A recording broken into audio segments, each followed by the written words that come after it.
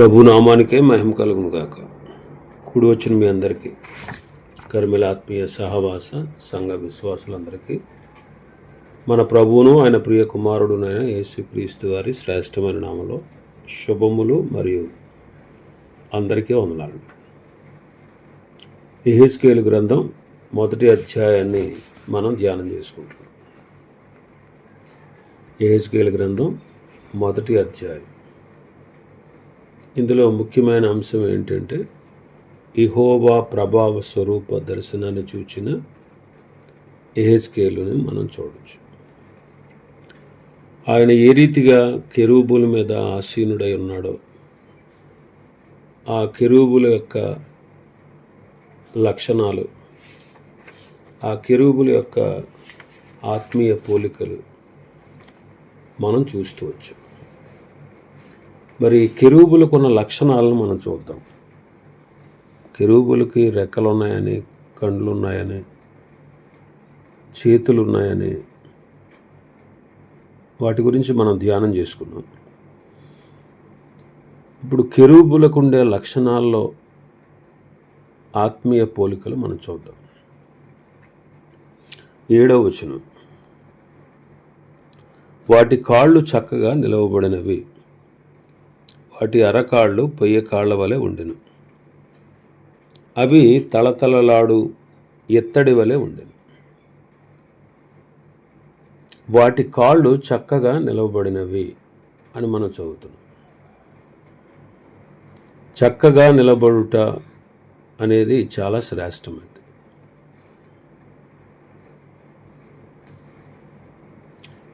నీవు చక్కగా నిలబడము, నేను నీతో మాట్లాడాలి అన్నారు. 2వ అధ్యాయం 1వ వచనంలో, యెహెజ్కేలు గ్రంథం 2:1, నరపుత్రుడా, నీవు చక్కగా నిలవబడుము, నేను నీతో మాట్లాడవలెను.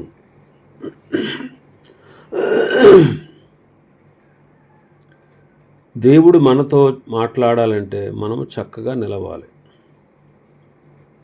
చాలామందిలో ప్రభువుని నమ్మాలనే ఆశ ఉంది, కానీ వాళ్ళనే మాట ఏంటంటే, మేము చక్కగా నిలబడలేమనే భయంతో వారు ఉంటారు. మరి పరిశుద్ధ గ్రంథమైన బైబిల్ ప్రకారము ఎవరు నిలవబడగలరు, ఎవరు నడవగలరు ఆయన మార్గంలో? యెహెజ్కేలు గ్రంథం 2వ అధ్యాయం 2వ వచనంలో చూస్తే, ఆయన నాతో మాట్లాడినప్పుడు ఆత్మ నాలోనికి వచ్చి నన్ను నిలువబెట్టెను అని చదువుతున్నాను. అవును, నిలవబెట్టే శక్తి ప్రభువులోనే ఉంది, కానీ మనంతటా మనం నిలవలేం. ఎందుకంటే ప్రభువు నిలబెట్టుటకు శక్తి గలవాడు. యోధా పత్రికలో మనం చదువుతాం. యోధా పత్రిక 24వ వచనం చదివితే, తొట్టిల్లకుండా మిమ్మల్ని కాపాడుటకును తన మహిమ ఎదుట ఆనందముతో మిమ్మల్ని నిర్దోషులుగా నిలువబెట్టుటకును శక్తి గల మన రక్షకుడైన అద్వితీయ దేవునికి మన ప్రభువైన యేసుక్రీస్తు ద్వారా మహిమ, మహాత్యము, ఆధిపత్యము, అధికారము యుగములకు పూర్వము ఇప్పుడు సర్వయుగములను కలుగును గాక. నిలబెట్టడానికి శక్తి దేవుడే ఇవ్వాలి. తొట్టిల్లకుండా మనల్ని కాపాడేవాడు తన మహిమ ఎదుట ఆనందంతో మనల్ని నిర్దోషులుగా నిలవబెట్టేవాడు.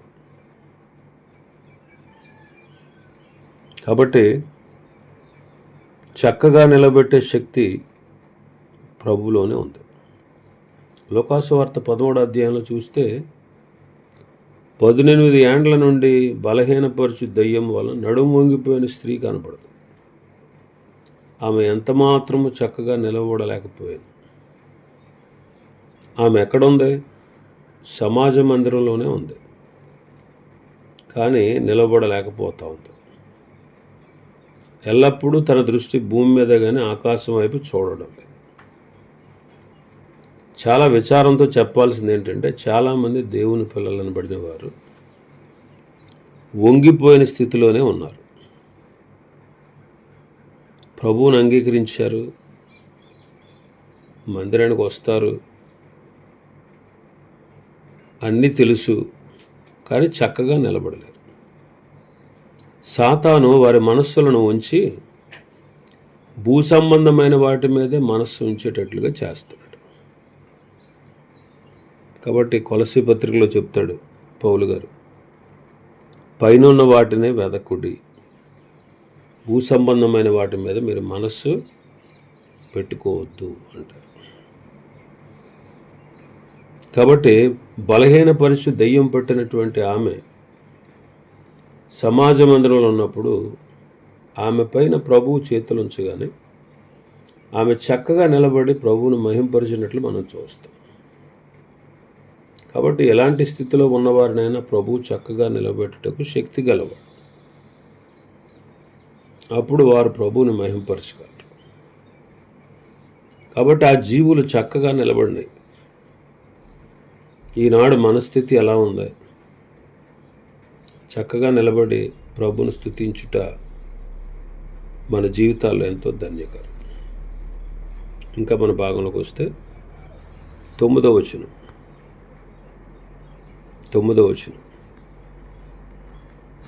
ఆ 4ంటికి ఎదుటి ముఖరూపములు మానవ ముఖం వంటివి, క్షమించాలి, 9వ వచనం. వాటి రెక్కలు ఒకదానితో ఒకటి కలుసుకొనును, ఏ వైపునకైనను తిరగక అన్నీ చక్కగా ఎదుటికి పోవచ్చుండెను, వెనుకకు తిరగక పోవచ్చుండెను. ఆ జీవులు చక్కగా ఎదుటికి పోవచ్చుండెను. ఆయన పిల్లలమైన మనలో ఈ లక్షణం కలిగి ఉండాలి. వెనుకకు తిరిగిన జీవితం అన్నమాట. పౌలు గారు అంటారు కదా, వెనుకున్న వాటిని మరిచి ముందున్న వాటి కొరకు నేను వేగిరపడుతున్నాను. లోతు భార్య వెనుకకు తిరిగి సొదొమపై దృష్టి ఉంచి ఉన్నందున ఉప్పు స్తంభం అయిపోయింది. ఇశ్రాయేలీలు వాళ్ళు విడిచి వచ్చిన ఐగుప్తు వైపు వారు దృష్టి ఉంచినందువల్ల అరణ్యంలో రాలిపోయారు. ఆయన పిల్లలైనటువంటి మనం కూడా లోక సంబంధమైన వాటి మీద మనస్సు పెట్టక ముందున్న యేసు వైపు చూస్తూ మన ఎదుట ఉన్న పందెంలో ఓపికతో పరిగెత్తాలి. మరి ఆత్మ ఏ వైపుకు పోతుందో ఆ వైపుకే అవి పోతూ ఉన్నాయి అని మనం చదువుతాం. ఆత్మ ఏ వైపుకు పోతుందో ఆ వైపు. 12వ వచనం. అవన్నీ చక్కగా ఎదుటికి పోవుచుండెను, అవి వెనుకకు తిరగక ఆత్మ ఏ వైపునకు పోవుచుండునో ఆ వైపునకే పోవుచుండెను. అంటే అవి ఆత్మచేత నడిపింపబడుతూ ఉన్నాయి. ప్రభు పిల్లలైన మనం కూడా ఆత్మచేత నడిపించబడాలి. రోమాపత్రిక 8వ అధ్యాయం 14-15 వచనాలు. దేవుని ఆత్మచేత ఎందరూ నడిపింపబడుదురో వారందరూ దేవుని కుమారులై ఉందురు. పరిశుద్ధాత్ముడు మనల్ని నడిపించువారు, సర్వసత్యంలోనికి మనల్ని నడిపించేవాడు. ఆయన సమస్తమును బోధించువాడు. యోహాను సువార్త 16వ అధ్యాయంలో మనం చూస్తాం 12-13 వచనాలు. నేను మీతో చెప్పవలసిన సంగతులు అనేకమైనవి కలవు, కానీ ఇప్పుడు మీరు వాటిని సహించలేరు. అయితే ఆయన అనగా సత్యస్వరూపియగు ఆత్మ వచ్చినప్పుడు మిమ్మల్ని సర్వసత్యంలోకి నడిపించు. ఆయన తనంతట తానే ఏమీ బోధింపగా వేటిని వినును వాటిని బోధించి సంభవింపబో సంగతులను మీకు తెలియజేయును. ఆయన నా వాటిలోనివి తీసుకొని మీకు తెలియజేయును గనక నన్ను మహిమపరచును. కాబట్టి పరిశుద్ధాత్ముడు మనల్ని నడిపించువాడు, సర్వసత్యంలోకి నడిపిస్తాడు, సమస్తాన్ని మనకు బోధిస్తారు. రోమపత్రిక 8:26 ప్రకారం మనం బలహీనతలను చూచి సహాయం చేస్తూ మనం యుక్తముగా ఎలాగ ప్రార్థన చేయాలో మనకు తెలియదు, కానీ ఉచ్చరింపశక్యము కాని మూలుగులతో ఆయన ఆ ఆత్మ తానే మన పక్షమున అంటే ప్రార్థనలో నడిపించువారు, సేవలో నడిపించువారు, ఆత్మల సంపాదన కొరకు నడిపించువాడు. కాబట్టి పరిశుద్ధాత్మ చేత నడిపించబడుట చాలా ప్రయోజనకరం. మనం ఎవరి ద్వారా నడిపించబడుతున్నాము అనేది మనల్ని మనం స్పష్టంగా గ్రహించాలి. ఇంకా మనం చూస్తే 9వ వచనంలో మన భాగంలో, వాటి రెక్కలు ఒకదానినొకటి కలుసుకొనెను. వాటి రెక్కలు ఒకదానినొకటి కలుసుకొని అవన్నీ చక్కగా ఎదుటికి పోవచ్చుండే. 12వ వచనంలో చూస్తే అవన్నీ చక్కగా ఎదుటికి పోవుచుండెను, అవి వెనుకకు తిరగక ఆత్మ ఏ వైపునకు పోవుచుండునో ఆ వైపునకే పోవుచుండెను. అవన్నీ ఒకదానితో ఒకటి కలుసుకొనెను. ఈ మాట మనం గమనించాలి. అంటే వాటిలో విరోధం కనిపించట్లేదు, అన్నీ కూడా ఒకే పద్ధతిని అనుసరిస్తూ ఉన్నాయి. ప్రభు పిల్లలమైనటువంటి మనలో ఈ పద్ధతి ఉండాలి. ఎందుకనంటే ఐక్యత కలిగించువాడు పరిశుద్ధాత్ముడు. చూడండి, దైవత్రిత్వంలో మనం ఐక్యతను చూస్తాం. తండ్రి అయిన దేవుడు, కుమారుడైన దేవుడు, పరిశుద్ధాత్మ దేవుడు. వారు ముగ్గురు ఒక్కటిగా ఉన్నారు. వారి మనస్సు, వారి చిత్తము, వారి ఆలోచన, వారి యొక్క పని, ఇవన్నీ కూడా ఒకటే. ఒకరికి విరోధంగా మరొకరు ఉండరు, ఒకరికి మరొకరు అడ్డురారు. కాబట్టి ఆ ఐక్యతను, దేవుడంటేనే ఐక్యత,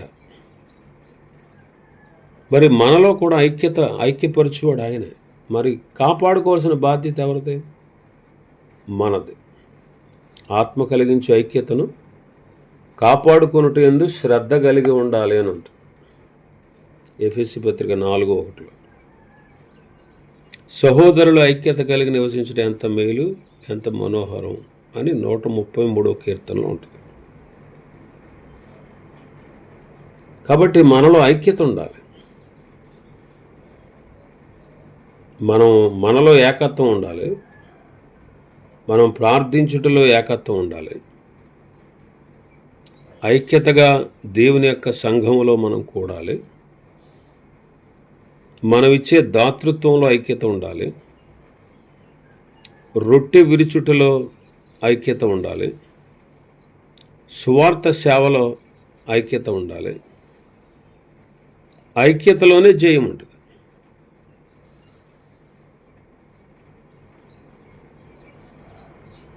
ఒకడు 1000 మందిని, ఇద్దరు 10,000 మందిని పారద్రోలుతారు అని ఉంటుంది ద్వితీయోపదేశకాండంలో.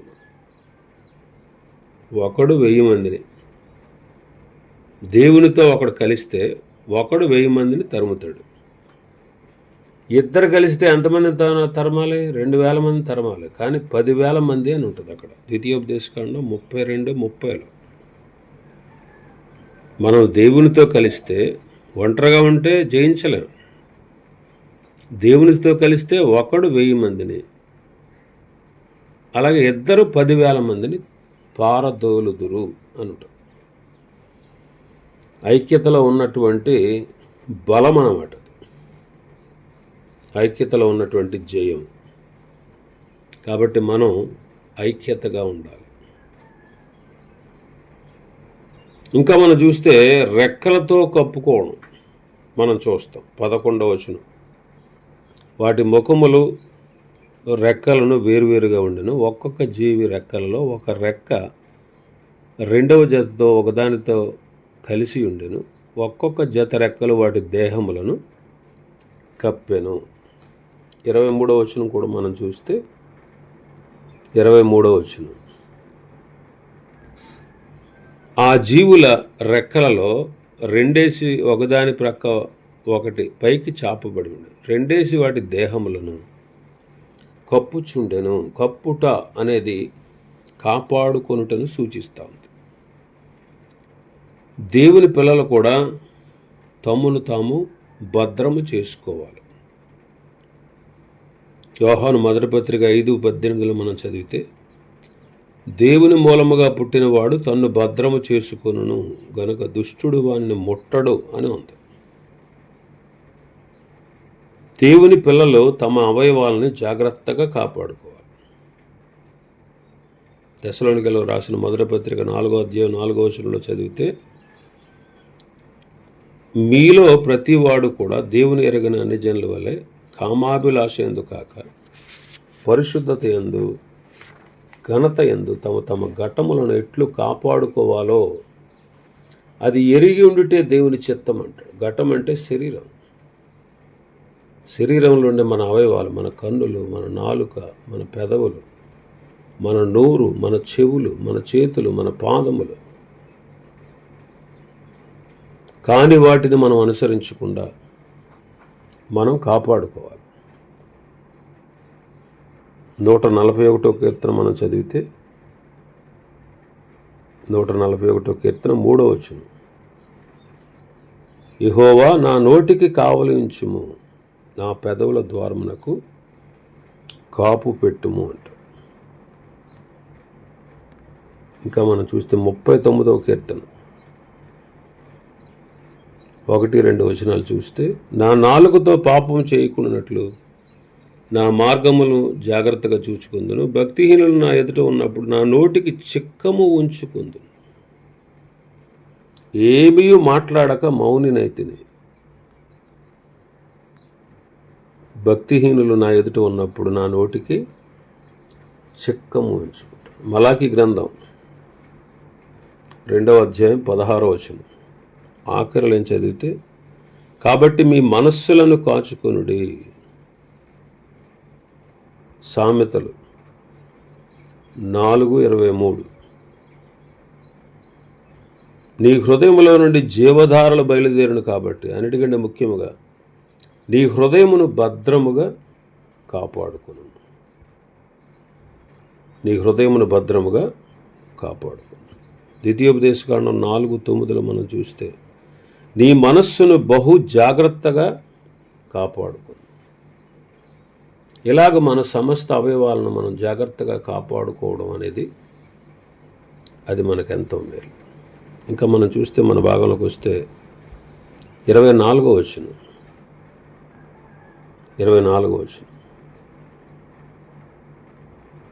అవి జరగగా నేను వాటి రెక్కల చప్పుడు వింటిని, అది విస్తారమైన ఉదకముల ఘోషవలను సర్వశక్తుడగు దేవుని స్వరము వలను దండువారు చేయు ధ్వని వలెను ఉండెను.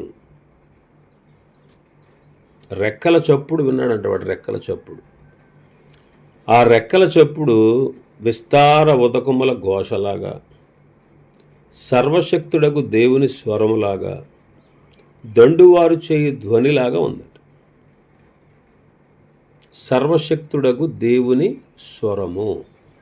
ఆ రెక్కల చప్పుడు ఎలా వినపడుతుందంటే సర్వశక్తుడగు దేవుని స్వరంలాగా, సర్వశక్తుడైన దేవుడు పలుకుచున్నట్లుగా కెరూబుల రెక్కల చప్పుడు వినపడతా ఉంది. 10వ అధ్యాయంలోకి వెళితే 5వ వచనంలోకి వెళితే ఆ రెక్కల చప్పుడు బయటి ఆవరణం వరకు వినపడింది అని మనం చెబుతాం. ఈనాడు మనం కూడా దేవుని మాటలే పలకాలి, కాని మాటలు మనం పలుకకూడదు. కాని మాటలు మనం పలుకకూడదు. దేవుని మాటలే మనం పలకాలి. అందుకే వినువారికి మేలు కలుగునట్లు అవసరమును బట్టి క్షేమాభివృద్ధి అయిన అనుకూల వచనములే పలకాలంటే కానీ దుర్భాష ఏది మీ నోట రానియొద్దు అంటాడు ఎఫెసీ పత్రికలో 4వ అధ్యాయం 29వ వచనం. 5:4 ఏమంటాడంటే పౌలు గారు, కృతజ్ఞతావచనమే మీరు ఉచ్చరింపవలను కానీ బూతులైనను పోకిరి మాటలైనను సరసోక్తులైనను ఉచ్చరింపకూడదు, ఇవి మీకు తగదు అంటాడు. మోషే కాని మాట పలికి వాగ్దాన దేశంలో ప్రవేశించలేకపోయాడు. మోషే కాని మాట పలికి వాగ్దాన దేశంలో ప్రవేశించలేకపోయాడు. అందుకే అతడు పెదవులతో కాని మాట పలికాడు. 106వ అధ్యాయం 33వ వచనం కీర్తన చదివితే అతడు పెదవులతో కాని మాట పలికాడు. ద్వితీయోపదేశకాండం 3వ అధ్యాయం 25వ వచనం నుంచి 27 వరకు చదివితే కనాను దేశానికి వెళ్ళకూడదు నీవు అని ఖండితంగా దేవుని చేత ఆటంకపరచబడ్డాడు. కాబట్టి మనం ఎల్లప్పుడూ దేవుని మాటలే పలకాలి. పరిశుద్ధాత్మతో నింపబడిన వాడు దేవుని మాటలే పలుకుతాడు. కాబట్టి మనం దినమెల్లా ఆయన నీతిని, ఆయన రక్షణను, ఆయన సువార్తను మనం ప్రకటించవలసిన వారంగా ఉన్నాం. ఇంకా 22వ వచనం నుంచి 28వ వచనం వరకు మనం చూస్తే 22వ వచనం నుంచి 28వ వచనం వరకు మనం చూస్తే ఆ జీవుల తలలపైన సింహాసనం ఉన్నట్టు, ఆ సింహాసనం పైన ప్రభువు ఆసీనుడై ఉన్నట్టు కనబడతాం. మరియు జీవుల తలలపైన ఆకాశ మండలం వంటి విశాలత ఉన్నట్టుండెను. అది తళతళలాడు స్ఫటికముతో సమానమై వాటి తలలకు పైగా వ్యాపించి ఉండెను. ఆ మండలము వంటి దాని క్రింద జీవుల రెక్కలలో రెండేసి ఒకదాని ప్రక్కన మరొకటి పైకి చాపబడి ఉండెను. రెండేసి వాటి దేహములు కప్పుచుండెను. ఈ తట్టునున్న జీవులకు ఆ తట్టునున్న జీవులకు అనగా ప్రతి జీవికి అలాగున రెక్కలుండెను. అవి జరుగగా నేను వాటి రెక్కల చప్పుడు విన్నాను. అది విస్తారమైన ఉదకముల ఘోష వలెను, సర్వశక్తుడకు దేవుని స్వరం వలన, దండువారు చేయి ధ్వని వలన ఉండెను. అవి నిలిచినప్పుడల్లా తమ రెక్కలు వాల్చుకొనుచుండెను. అవి నిలిచి రెక్కలు వాల్చినప్పుడు వాటి తలలకు పైగానున్న ఆకాశ మండలం వంటి దాని నుండి శబ్దము పుట్టెను. వాటి తలలు పైనున్న ఆ మండలము పైన నీలకాంతమయమైన సింహాసనం వంటిది ఒకటి, వాటి తలల పైనున్న ఆకాశ మండలం పైన నీలకాంతమయమైన సింహాసనం వంటిది ఒకటి ఉండేది. మరియు ఆ సింహాసనం వంటి దాని మీద నరస్వరూపియగు ఒకడు ఆసీనుడై ఉండెను. చుట్టూ దాని లోపల కరుగుచున్న ఎత్తడియు అగ్నియు ఉన్నట్టు నాకు కనబడను. నడుము మొదలుకొని మీదికిని, నడుము మొదలుకొని దిగువకును ఆయన అగ్ని స్వరూపముగా నాకు కనబడను. చుట్టూను తేజోమయముగా కనబడు. వర్షకాలమున కనబడు ధనుస్సు యొక్క తేజస్సు వలె దాని చుట్టూనున్న తేజస్సు కనబడను. ఇది యెహోవా ప్రభావ స్వరూప దర్శనము. ఇక్కడ ఆకాశ మండలం పైన వాటి తలల మీద సింహాసనం ఉన్నట్టు, ఆ సింహాసనం మీద ప్రభువు ఆసీనుడైనట్టు మనకు కనబడతా ఉంది. సింహాసనము పరిపాలనను సూచిస్తూ ఉంది. అంటే ఆ జీవులు ప్రభు యొక్క ఏలుబడి క్రింద ఉన్నాయి. ఈనాడు ఆయన పిల్లలమైనటువంటి మనం కూడా ఈ అనుభవాన్ని కలిగి ఉండాలి. సామెతల గ్రంథకర్త 3వ అధ్యాయం 6వ వచనంలో అంటారు, నీ ప్రవర్తన అంతట యందు ఆయన అధికారమునకు ఒప్పుకొనుము అంటారు. ఈ అనుభవం చాలా శ్రేష్టమైనది. ఈనాడు మనము కూడా ఇలాంటి అనుభవాన్ని కలిగి ఉండాలి. మన కన్నులు, మన నాలుక, మన చెవులు, మన అవయవాలన్నీ కూడా ఆయన స్వాధీనంలో ఉండాలి. అందుకే రోమాపత్రిక 12:1 అంటాడు, ఇట్టి సేవ మీకు యుక్తమైనది అంటాడు. పరిశుద్ధము, దేవునికి అనుకూలమైన సజీవ యాగముగా మీ శరీరములను ఆయనకు సమర్పించుకునుడని దేవుని వాత్సల్యమును బట్టి మిమ్మును బతిమాలు కొనుచున్నాను. ఇట్టి సేవ మీకు యుక్తమైనది. కాబట్టి మన మీద అధికారి ఎవరు? మనల్ని పరిపాలించేది ఎవరు? ఈనాడు ధనం మనల్ని పరిపాలిస్తుంది, కులం మనల్ని పరిపాలిస్తుంది, లోకం మనల్ని పరిపాలిస్తుంది, మనుషులు మనల్ని పరిపాలిస్తున్నారు. శరీరాశలు, నేత్రాశలు, జీవపుటము, సాతాను మనల్ని పరిపాలిస్తున్నాడు. ఎవరికి ఉంది మన మీద అధికారం? వీటన్నిటికీ మనపై అధికారం ఉంటే మన జీవితం పాడవుతుంది. ఆధ్యాత్మికంగా మనం ఎదగలేం, అనేకులకు ఆశీర్వాదకరంగా ఉండలేం. మరి ప్రభువుకి మన పైన అధికారం ఉందా? అది మనం గుర్తించాలి. మనపై ఆయనకే అధికారం ఉన్నది అని మనం చెప్పగలమా? మనపై ఆయనకే అధికారం ఉన్నది అని చెప్పడానికి మన జీవిత సాక్ష్యమే రుజువు. ఆ జీవుల తలపైన దేవుని సింహాసనం అన్నట్టు మన మీద కూడా ఆయనకు అధికారము కలిగిన అనుభవం మనం కలిగి ఉండాలి. ఇక్కడ నరస్వరూపి అగువాడు కనబడ్డాడు. ఎవరి నరస్వరూపి అంటే యెహెజ్కేలు ప్రభు అయిన యేసుక్రీస్తు వారిని చూశాడు. నరస్వరూపి అంటే ఆయనే, కుమారుడైన దేవుడు.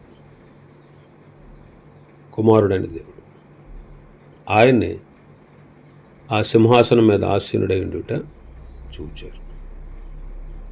ఇవండి మొదటి అధ్యాయంలో ఉన్నటువంటి విషయాలు. ప్రభు చిత్తమైతే రేపటి దినం మరొక అధ్యాయాన్ని ప్రారంభించుకుందాం. దేవుడి వర్తమాన వాక్యాన్ని మన వినికిడిలో ఆశీర్వదించునుగాక. ఆమేన్. ప్రార్థన చేసుకుందామండి.